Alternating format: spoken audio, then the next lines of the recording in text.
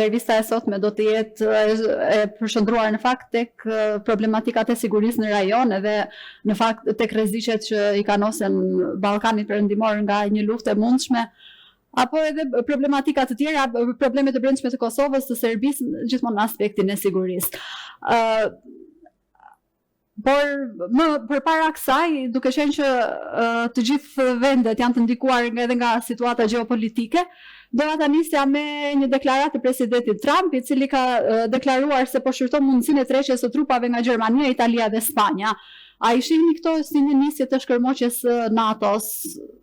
duke qenë që edhe më herët ka pasur deklarata të Trump, i cili ka thënë që NATO është një tigër letre, apo Rubio ka thënë që do rishikojmë marrëdhëniet pas luftës me NATO-n. Si e shihni këtë zhvillim edhe këtë deklaratë, pastaj pati edhe një përplasje me Merz në distancë. Duhet të merren në kujdes deklaratat e tilla, sepse gjërat e tilla janë duke deklaruar në përkohësuar me shumë çështje ditore, sesa çështjet të cilat kanë të bëjnë me çështje strategjike. Zakonisht kërcimet e tilla kanë qenë për të aktivizuar me shumë vendet aleate dhe vendet e NATO-s, siç ishte edhe rasti ku kërkuaj që të rritej çështja e pagesës për NATO, e kontributeve, 2.5%, madje kishte edhe për kërkesa që të ngritej në 5% të GDP-s kombëtare si kontribute për NATO-n, por edhe tani çështjet e tilla janë për shkak që Trump nuk gjeti një përkrahje të gjerë në Evropë, që për krijimin e misionit në Gaza, apo që për luftën e Iran dhe lirimin, hapjen e Hormuzit pas mbylljes nga fillimi i luftës. Të gjitha këto janë duke bërë si deklarata të cilat janë çështje që konsiderohen mund të themi nganjëherë edhe me shumë proporcion publik. Nuk janë kupton që duhet të hidhen komplet poshtë, sepse kemi edhe deklaratën e fundit e Mark Rutte, i cili deklaroi se SBA-ja nuk do të tërhiqet nga NATO-ja, po ashtu e kemi edhe çështjen që tani më edhe në Kongresin Amerikan është ngritur çështja se duhet të antarësohet Kosova në NATO, dhe përveç tjera NATO-ja përbën një çështje shumë të rëndësishme të sigurisë përveç Shtetit të Bashkuar të Amerikës, nuk është vetëm një Spanjë, Itali apo ndonjë vend i caktuar, por një çështje shumë strategjike dhe ndoshta duhet të shmangemi nga ato panikat e menjëhershme që mund të ngjallen nga deklaratat për Kosovën publike. E qartë, prandaj edhe unë bëra këtë pyetje sepse normalisht ne si shtetet vogla, kur them ne Shqipëria dhe Kosova, në fakt ndikohemi gjithmonë nga ato që ndodhin edhe në vendet e tjera, apo në ndryshimet e raporteve, po themi mes shteteve të mëdha. Në këtë rast vendet e vogla, Kosova dhe Shqipëria, sidomos ekskluzivisht këto të dy vende, duhet të kenë një përpjekje të vetë strategjike që të bëhen një faktor i rëndësishëm strategjik dhe për shtetet e mëdha në këtë rast, sepse shtetet e mëdha mund të humbin lehtësisht interesin apo iniciativën e tyre në mbrojtjen tonë nëse ne tregojmë jo serioz dhe jo kompetent në çështjen tonë strategjike shtetërore dhe në çështjen tonë gjeostrategjike ka shi aleatëve, gjithsesi tani është duke ndodhur bukur me hapa të mëdhenj. E qartë. Atëherë kisha edhe një pyetje për sa i përket sa i rrezikuar është Ballkani dhe Kosova. Në fakt konkretisht Kosova nga Serbia në një kohë që tashmë është në një krizë politike që është pak e stërziatur. Prej një viti e gjysmë janë disa zgjedhje që janë organizuar 3 në një harkor shumë të shkurtër në 15 muaj. A shihni ju një rrezik përveç destabilitetit, po themi, të brendshëm në thonjza? A mendoni që tani kjo mund të favorizojë Serbinë për të bërë veprime destabilizuese mbi Kosovën? Serbia, sidomos kohëve të fundit, sepse pritet të ketë zgjedhje edhe në Serbi dhe përveç tjera, po ashtu edhe ka disa iniciativa, sidomos nga Bashkimi Evropian, të cilat i kërkojnë Serbisë llogaridhënie për çështjen e sulmit terrorist. Po ashtu edhe fonde të cilat tentohet të ndalohen nga Bashkimi Evropian për shkak të mos reformën në drejtësi dhe shkeljes së të drejtave të njerëzit që bëhen në Serbi. Të gjitha këto veprime të Serbisë tani janë marrë me një lloj alarmi të caktuar për shkak se së fundi edhe veprimet e kjo kërkesë së Bashkimit Evropian dhe veprimet e sistemit të drejtësisë në Kosovë, ku shpallën disa terroristë fajtor, disa madhime burgim të prekshëm, e ka vënë përballë Aleksandar Vučićin dhe shtetin e Serbisë si një shtet terrorist. Dhe në propagandën e tyre u angazhua edhe vetë Rusia për ta ndryshuar qasjen dhe narrativin, por bashkë tashme kjo është fakti verifikuar që është një shtet terrorist, dhe si i tillë ata jenë duke vetëm sa e kanë alarmuar dhe e kanë sofistikuar propagandën e tyre, dhe përveç tij janë duke ndërmarrë hapa të caktuara në bashkëpunim me shtete të caktuara, të cilat e forcojnë Serbinë që në raste të caktuara të eskalimit të ndonjë lufte eventuale të jenë të gatshëm për veprime. Ata kanë e plane pothuajse në baza të varfërueshme kundra Kosovës dhe vendeve fësine, dhe në çdo mënyrë mundohet që të furnizohen dhe të krijojnë plane të cilat mund të bëjnë një situatë fejta kundri. Tashme nuk e mohon këtë as Aleksandar Vučići, nuk e mohojnë as analistët ushtarak në Serbi dhe po ashtu të tjerët në Serbi atje, dhe këtë e kanë thënë deklarativisht që presin situata sikur në rastin e Kosovës, kur e zënë një pozitë pa organizuar qoftë palë në Kosovë apo ndonjë palë tjetër, edhe në këtë atë të përfshirë që të ndërmarrin sulme terroriste. Dhe bashkëpunimi i tyre është i vardueshëm në këtë aspekt me Rusinë, për shkak se ata dëshirojnë që sa më shumë të ketë shtetet e dobta, në këtë mënyrë krijojnë edhe parazitet ndaj institucioneve të vendeve fëmijë dhe po ashtu ndaj shoqërisë së tyre, dhe në këtë formë ata dhe realizojnë interesat kundra vendeve fëmijë që i kanë në këtë rast synive ndaj Kosovës, por edhe synive që i kanë ndaj Malit të Zi, Maqedonisë dhe vendeve të tjera. Një ditë më parë keni bërë një deklaratë që në fakt në Shqipëri është konsideruar pak e fortë, kur keni thënë që Kosova dhe Shqipëria duhet bashkërëndohen edhe për rezervat ushqimore. Mendoni se rreziku është më konkret se sa thjesht një marrje masash, apo ishte thjesht domethënë një apel për që të marrin masa? Nuk ishte thjesht vetëm një apel, po besoj që kjo çështje është dashur të bëhet çmati. Kosova dhe Shqipëria të kenë bashkëpunime të fuqishme, jo vetëm në deklarative apo diçka e tillë e cila nuk është e konkretizuar. Nuk mjafton që Kosova dhe Shqipëria të konsiderohen të përbashkëta për shkak që kanë vetëm një lëvizje të lirë kufitare ose diçka e tillë. Kosova dhe Shqipëria duhet të bashkëpunojnë edhe në fushën e cyber security, edhe në fushën e krimeve të ndërkombëtar të bën, po ashtu edhe në fushën e luftës hibride, po ashtu edhe në luftën e çertit së propagandës, dhe në rezerva ushqimore, në rezerva të derivateve të ndryshme energjetike dhe në rezerva ushtarake, për shkak se përderisa të gjitha vendet e Bashkimit Evropian dhe shumë analiza dhe raportet e institucioneve të inteligjencës nga Bashkimi Evropian dhe vendet e ndryshme parashojnë një eskalim të gjendjes globale në periudhën afat shkurtër ose afat mesatare, 3 deri në 5 vite të ardhshme, atëherë kjo duhet të jetë një alarm dhe një çështje që duhet të ngrihen edhe shqiptarët dhe të reagojnë tek kësaj. Kosova dhe Shqipëria të mëdhen, nëse marrin masat në formë të përbashkët, atëherë furnizimi do të jetë shumë më i lehtë dhe po ashtu edhe rujtja do të jetë shumë më e lehtë për shkak të kufteve të ndryshme që mund t'i ofrojnë dhe përparësive njëra me tjetrën. Përveç tjera, bashkëpunimi jo duhet të jetë diçka jashtëzakonisht natyral dhe jo në forma diplomatike ose në forma administrative të tilla që mund t'i parashikojmë me shtetet e tjera, dhe në këtë formë do të ishim edhe me të përgatitur për çdo eventualitet që mund të ndodhte. Sigurisht ne këtu parashohim, por gjithmonë urojmë që mos të eskalojë ndonjë gjendje. E qartë. Në fakt, Kosova dhe Shqipëria, së bashku edhe me Kroacinë, kanë edhe një marrëveshje trepalshe për sa i përket sigurisë. Mendoni që është mjaftueshme apo duhet të ketë edhe bashkëpunime dypalshe edhe në fushat që ju i përmendët më sipër? Kroacia, Kosova dhe Shqipëria tashme kanë armikun e njëjtë, armikun e përbashkët mund të themi, dhe ajo është Serbia, e cila bashkë me Rusinë, e cila vazhdimisht ka synime.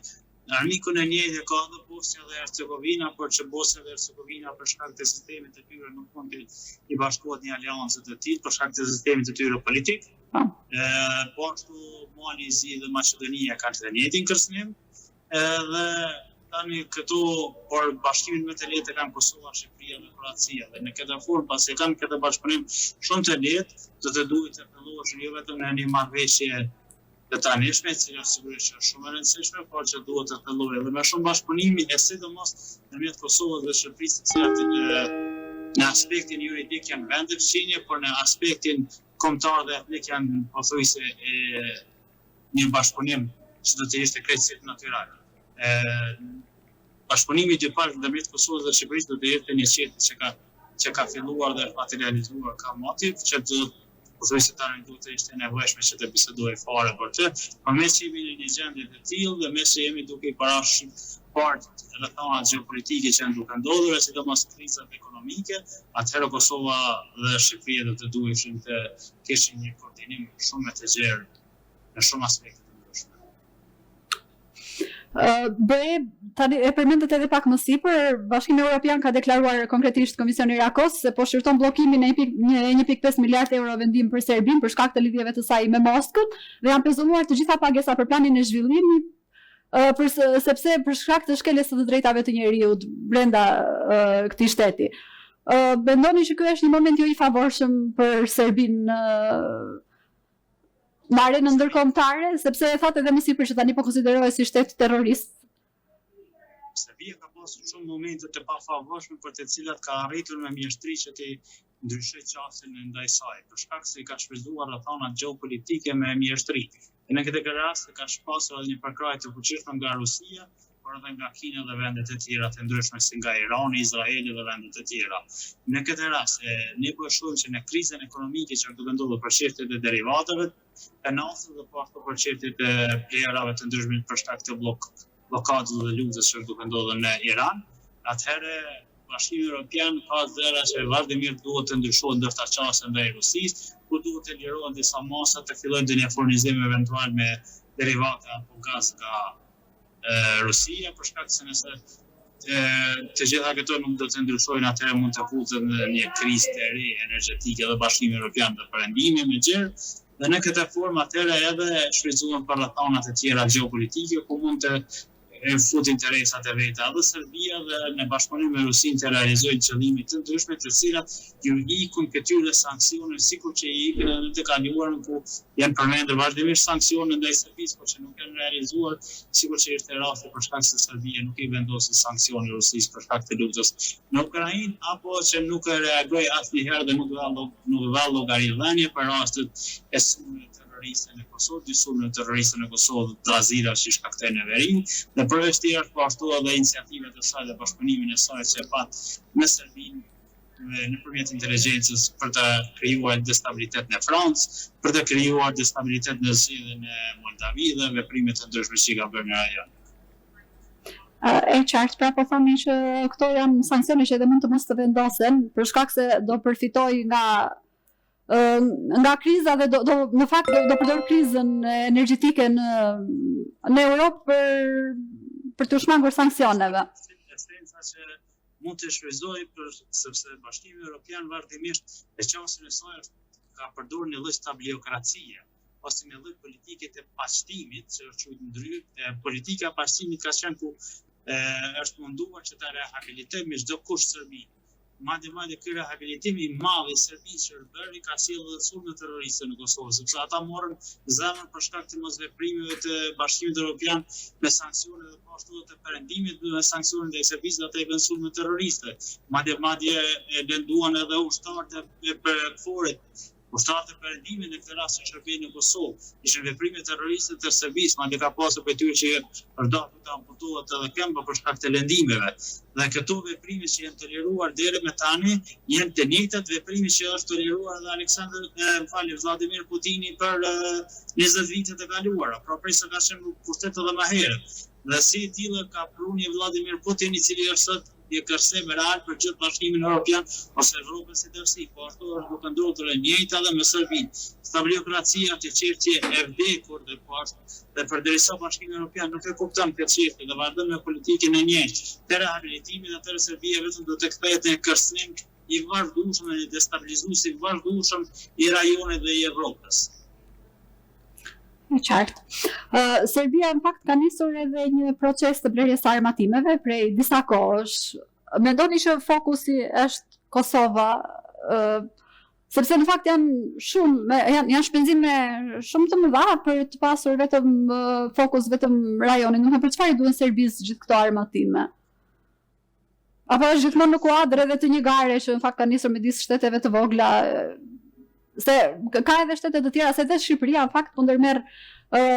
këto hapa në fakt për në kuadër të nismës Kajo për prodhimin e armatimeve. Duket pak një si konkurrencë midis vendeve që kush të ketë armatimet më të fundit. Vetëm do ta kemi parasysh që viti 2026 ka filluar me deklaratën e Aleksandr Vučićit, i cili ka thënë që ne për më pak se një vit e gjysmë do ta dyfishojmë forcën e Serbisë.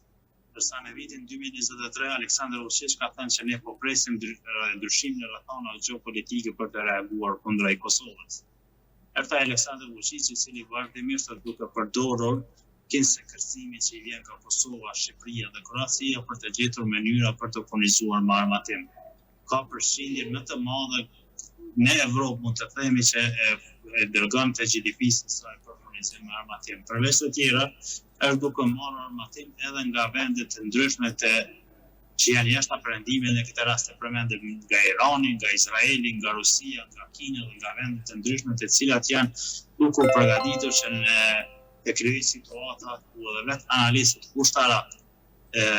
serb kanë thënë të krijojmë situata fate accompli, akt i kryer, reagimet të shpejta dhe armatimet e tilla janë do thotë sikur në luftën që është shujt blitzkrieg.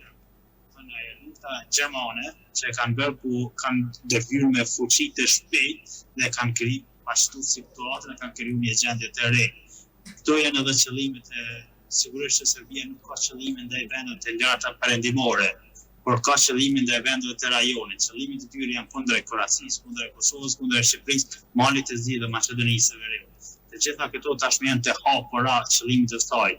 Dhe i kam thënë në plot intervistat e tjera dhe po ashtu edhe në shkrimet e mia dhe raportet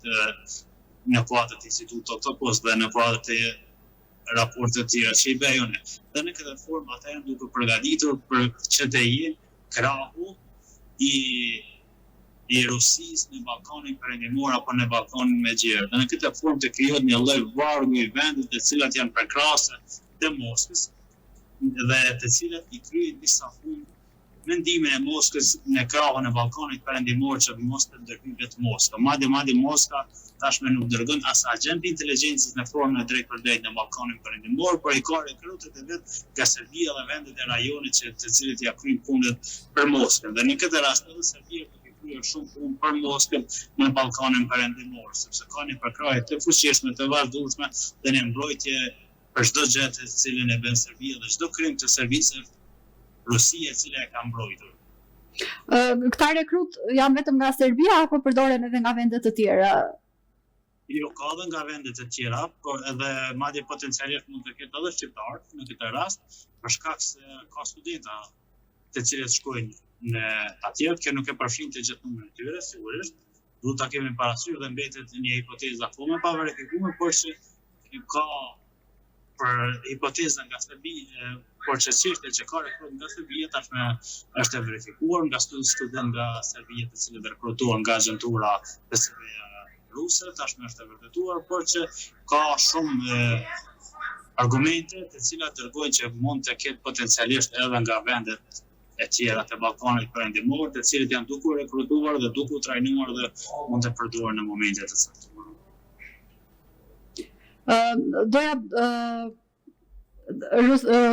Më falni, ndjes. Serbia së fundmi Vučić ka bërë një deklaratë ku është shprehur se Serbia po shkon drejt zgjedhjeve të parakoshme dhe ka shprehur se zgjedhjet do të zhvillohen ose në 12 korrik ose midis tetorit dhe nëntorit. Në Serbi në fakt e dim që është e përfshirë nga kriza politike. Madje ka pasur edhe protesta shpeshherë edhe të dhunshme. A rrezikon Serbia luftë civile? Ka një informacion publik, por jo i konfirmuar, ku thotë që mafia në krye Radio Qiqin dhe të tjerë e kanë jap mesazh Vučićit që nëse shkohet në zgjedhje dhe Vučić ju humb zgjedhjet, ai nuk duhet t'i pranojë humbjen ose vendi do të shkojë në luftë civile. Për shkak se mafia nuk është e gatshme që ta ndryshojë, që ta lejojë të ndryshohet pushteti në Serbi. Dhe tani fushata atje, iniciativa e Vučićit është jashtëzakonisht e madhe që në asnjë formë të mos lejohet humbja e zgjedhjeve. Ne e dimë që edhe zgjedhjet e kaluara nuk kanë qenë absolutisht demokratike dhe kjo është e konfirmuar nga monitoruesit e Bashkimit Evropian dhe të OSBE-s dhe organizatat e tjera, ka tashmë raporte ku janë mbledhur votat, ka pasur manipulime, kriminalitet, madje Serbia ka ndërhyrë të vendet Shqipëri dhe tek serbët me Kosovë për çështje të tilla dhe ata nuk dëshirojnë që ta lëshojnë pushtetin me asnjë kusht. Dhunën në protesta që është shkaktuar realisht e ka shkaktuar pushteti atje, jo që kanë qenë studentë, sepse pushteti vazhdimisht bën masat e tilla të cilat e ngulfatin shoqërinë serbe dhe ngulfatin atë pjesën e shoqërisë të cilët e dëshirojnë një ndryshim dhe një gjendje të re për vetë popullin atje. Për shembull, ne e dimë që Serbia ka pothuajse 100% mediat atje që janë të kapura nga Aleksandar Vučići, pra nuk ka media të pavarur, nuk ka shoqëri civile pothuajse fare të pavarur dhe nuk ka ndonjë institucion I cili është I pavarur dhe gjithçka kontrollohet nga Aleksandar Vučići dhe grupi I tij. Në këtë formë ata duke funksionuar sipas këtij modeli nuk janë të gatshëm ta lejojnë përsëri të humbin pushtetin dhe ndoshta vetëm një dimes për studentët në këtë radhë nga Bashkimi Evropian dhe Shtetet Bashkuara të Amerikës do të mund të krijonte një gjendje të re në Serbi, e paska nëse vazhdon të bie që edhe Aleksandar Vučići dhe pushteti I tij të mbahen në një formë të tillë, ata do të bëhen një kasnem real për rajonin. Zgjedhjet në Serbi janë një farsë I cila vazhdon të mbahet që nga viti 2010-2012 dhe asnjëherë nuk ka pasur ndonjë qendrim apo ndryshim të tyre. Mund të kemi në Serbi një rast si ai Hungarisë? Jo, Hungaria është shoqëri shumë e zhvilluar përkundrazi të metave të tyre, shumë e zhvilluar se sa Shqipëria, Serbia. Se sa Serbia dhe përveç tjerash Serbia në aspektin demokratik është shumë prapa edhe Shqipërisë edhe Kosovës në këtë rast edhe në organizimin e zgjedhjeve dhe në shumë fusha të ndryshme dhe në lirinë e mediave dhe në lirinë e shoqërisë civile, Shqipëria dhe Kosova janë me hapa të mëdhenj përpara Serbisë. Por kur është rasti I Hungarisë nuk mund të ketë është shumë e vërtetë dhe pritet që pushteti në Serbi të ndryshohet me votë, për shkak se kemi parë në zgjedhjet e kaluara që janë bërë në Serbi qoftë në nivelin lokal, qoftë në nivelin qendror, atje ka pasur zgjedhje të cilat kanë qenë në formë dërmuese të manipuluar votat e vjedhura të cilat tashmë janë dëshmuar dhe nuk kanë ndikuar as pak në çështjen e ndryshimit apo dëmtimit të pushtetit dhe madje edhe vetë raportet dhe dëshmitë të cilat janë dhënë nga Bashkimi Evropian dhe organizatat si OSBE, ODIHR dhe të tjera kanë mbetur vetëm çështje raporte pa sankcione dhe pa ndërmarrje të vërtetë për shkak të asaj që quhet më herët politika pastime dhe stabiliokracisë. E qartë. Doja të pyesja edhe për diçka tjetër që mbase nuk është kaq e rëndësishme sa të mos sipërmet, por më 9 maj Rusia do të mbajë një paradë ushtarake, e cila ndryshe nga vitet e tjera do të jetë pa ekspozim të tankeve apo të armatimeve të tjera. Sepse është thënë që është kjo është frika. Atëherë Rusia 9 maj do të mbajë një paradë ushtarake, por nuk do të ekspozojë armatimet. Do të jetë thjesht paradë. Frika ishte argumentuar që kjo do ndodhte për shkak sepse mund të kishte një goditje nga Kievi ditën e paradës.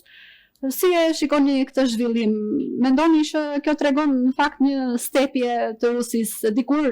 ka bërë parada për të treguar atë madhështinë e vet. Paradat ngarihet përdoren vetëm për të treguar madhështinë, por edhe për të krijuar një propagandë tjetër, ku tashmë Rusia dëshiron që ta krijojë edhe nivelin që ne jemi të kërcënuar nga Ukraina dhe për këtë arsye duhet të marrim hapa me të fuqishëm kundër tyre. Pra esenca është që të ndryshohet narrativa. Është një çështje e qëllëshme të cilën e bën rusët, është një model I cili ndjek edhe nga Serbia dhe nga plot vendet e tjera të cilat tashmë janë proksi të Rusisë të bashkëpunojnë me Serbinë dhe Rusinë në forma të ndryshme, është më shumë një qëllim ku ata dëshirojnë ta shfrytëzojnë që para qytetarëve të vet dhe para ndërkombëtarëve botës së tërësi që të legitimojnë veprimet e tyre në të ardhmen si masa më të ashpra kundra Ukrainës për shkak të kërcënimit që mund të ketë Moskva si qyteti I tyre apo gjithë Rusia.